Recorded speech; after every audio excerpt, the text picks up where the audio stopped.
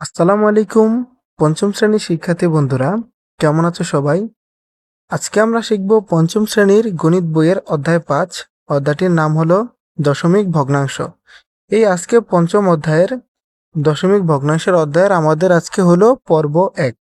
তো পর্ব ১-এ আমরা ৬৩ পৃষ্ঠা নিয়ে আলোচনা করব। দেখো, প্রথম যে পঞ্চম অধ্যায়টা আছে দশমিক ভগ্নাংশ, এই দশমিক ভগ্নাংশ কাকে বলে এটা কি তোমরা জানো? তো তোমরা যদি না জানো তাহলে এখনই জেনে নাও। দশমিক ভগ্নাংশ হলো কোনো ভগ্নাংশ যদি দশমিক আকারে প্রকাশ করা হয় তাকেই কিন্তু দশমিক ভগ্নাংশ বলা হয়। যেমন চতুর্থ অধ্যায় যে সাধারণ ভগ্নাংশের অধ্যায়টিতে আমরা ভগ্নাংশের যোগ বিয়োগ তুলনা শিখেছি, ওই ভগ্নাংশের ভেতরে কিন্তু দশমিক ছিল না। তো এখন যে আমরা ভগ্নাংশগুলো শিখবো, প্রত্যেকটা ভগ্নাংশকে আমরা দশমিক আকারে প্রকাশ করব। আর এই ভগ্নাংশকে দশমিক আকারে প্রকাশ করা কি বলা হয়? দশমিক ভগ্নাংশ। তো দেখো, এই যে ৬৩ যে পৃষ্ঠা নাম্বার আছে, পৃষ্ঠা ৬৩-তে তোমাদের একটা অঙ্ক দেওয়া আছে। অঙ্কটা কি? একটা পড়ার টেবিলের দৈর্ঘ্য ১ মিটার ৩০ সেন্টিমিটার। প্রশ্নতে বলছে টেবিলটির দৈর্ঘ্য কত মিটার। তো এখন এই অঙ্কটা করার আগে একটা সূত্র তোমাদের মনে রাখতে হবে। সূত্রটা কি? আমরা জানি কি ১ সেন্টিমিটার সমান সমান ১০০ ভাগের ১ মিটার। এটা তোমরা মনে রাখবে। ১ সেন্টিমিটার সমান সমান কত মিটার? ১০০ ভাগের ১ মিটার বা ১/১০০ মিটার। এটাও মনে রাখতে পারো। তাহলে সূত্রটা আবার আমার সাথে একবার পড়ো তো। ১ সেন্টিমিটার সমান সমান ১/১০০ মিটার। এবার চলো এই অঙ্কটা আমরা এই সূত্রের সাহায্যে সমাধান করি। তা কিভাবে করি? তো চলো শিক্ষার্থীরা শুরু করি। দেখো, বইয়ের ভেতরে যে অঙ্কটা আছে, অঙ্কটা কি ছিল? একটা টেবিলের দৈর্ঘ্য ১ মিটার ৩০ সেন্টিমিটার। তা আমরা আগে যে সূত্রটা শিখলাম, একটু আগে কি সূত্র শিখলাম?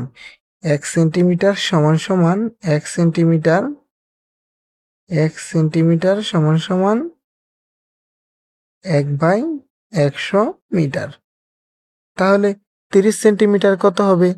৩০ সেন্টিমিটার হবে ৩০ সেন্টিমিটার সমান সমান ৩০ ভাগের ১০০ ভাগের ৩০ মিটার।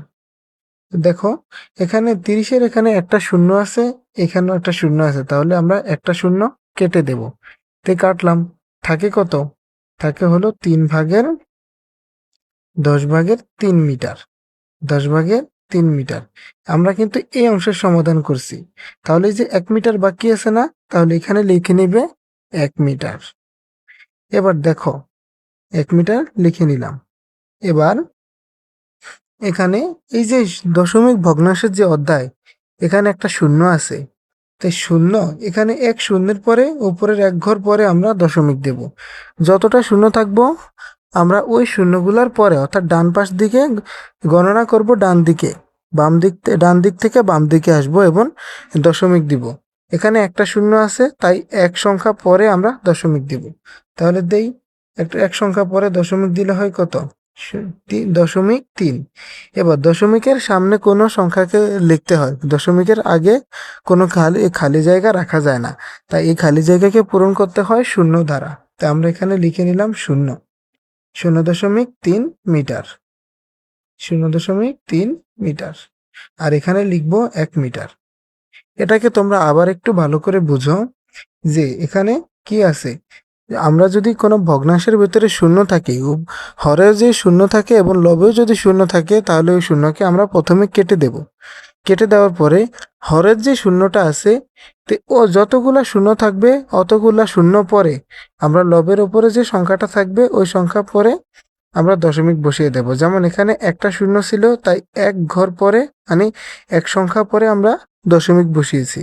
দেখো, এখানে একটা শূন্য, তাই ৩-এর পরে একটা সংখ্যার পরে দশমিক বসিয়েছি। এখানে যদি দুইটা শূন্য থাকতো তাহলে দুইটা সংখ্যা পরে আমরা দশমিক বসাতাম। তাই একটা সংখ্যা পরে যখন দশমিক বসালাম, তাহলে হলো ৩-এর আগে দশমিক, কারণ আমরা বাম দিক থেকে ডান দিকে গণনা করে দশমিক বসাবো। এবার দশমিকের আগে যেহেতু কোনো খালি জায়গা রাখা যায় না, তাই শূন্য দ্বারা ওই খালি জায়গাকে পূরণ করতে হয়। অর্থাৎ হলো কি ০.৩ মিটার। এবার এখানেও মিটার, এখানেও মিটার, উভয় জায়গায় যেহেতু মিটার আছে, তাহলে আমরা এটাকে যোগ করতে পারি। তো দেখো, আমরা লিখতে পারি ১ মিটার যোগ ০.৩ মিটার। এটাও লেখা যায় ১ মিটার যোগ ০.৩ মিটার।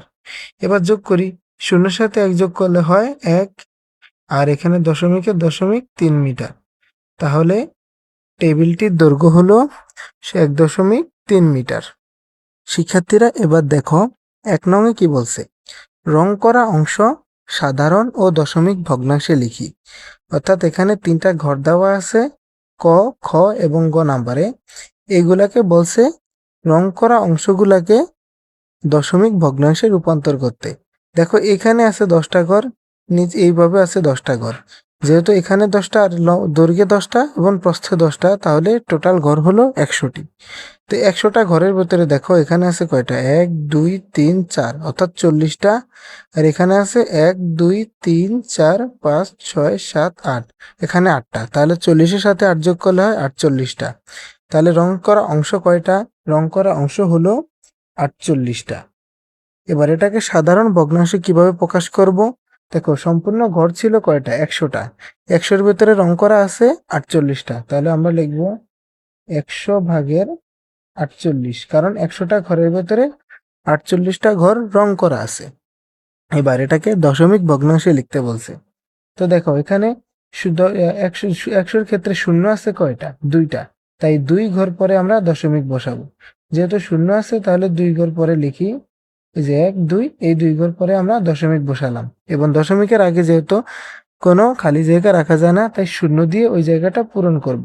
তাই 0.48। এবার দ্বিতীয়টা দেখো, এখানে ঘর আছে কয়টা, এখানেও 10টা, এখানেও 10টা, টোটাল 100টা ঘর। 100টার ভেতরে রং করা আছে কয়টা দেখো, 1 2 3 4 5, 50টা। আর এখানে আছে 1 2 3 4 5, 55টা। 1 2 3 4 5, 60টা। অর্থাৎ এখানে 100টি ঘরের ভেতরে 60টি ঘর রং করা আছে। এবার এটাকে যখন আমরা ভগ্নাংশে লিখব, তো লিখবো এভাবে, 100টা ঘরের ভেতরে 60টি ঘর রং করা। এবার এটাকে দশমিকে বসাও। দেখো 100-এর ক্ষেত্রে শূন্য 2টা, তাহলে 2 ঘর পরে দশমিক বসিয়ে দাও। 2 ঘর পরে যখন দশমিক বসাবো হবে 0.60। এটাকে 0.60 বলতে পারবে না, দশমিকের পরেই যে সংখ্যা ওটাকে আলাদাভাবে ভেঙে বলতে হয়। যেমন এখানে 0.60 না বলে আমরা বলবো 0.60। এবার দশমিকের সামনে তো কোনো খালি জায়গা রাখা যায় না, তাই শূন্য দিয়ে ওই জায়গাটা পূরণ করতে হয়। এখানে লিখবো 0.60। এবার গ নাম্বারটা দেখো, গ নাম্বারে কি আছে, 1 2 3 4, 40টা। 1 2 3 4 5 6 7 8 9, অর্থাৎ 49টা ঘর রং করা আছে। তা আমরা লিখি 49টা ঘর রং করা আছে। 100টা ঘরের ভেতরে কয়টা ঘর রং করা, 49টা। এবার এখানে দশমিক বসাও। এখানে শূন্য আছে কয়টা, 2টা, তাহলে 2 ঘর পরে দশমিক বসাবে। 1 2, এখানে দশমিক বসিয়ে দাও, তাহলে 0.49। আর এখানে 0 0 বসিয়ে দাও। তো শিক্ষার্থীরা, কেমন লাগলো আজকের ক্লাসটি? তো পরবর্তী ক্লাস পেতে অবশ্যই আমাদের চ্যানেলটিকে সাবস্ক্রাইব করবে। আশা করি ভালো থাকবে। আসসালামু আলাইকুম।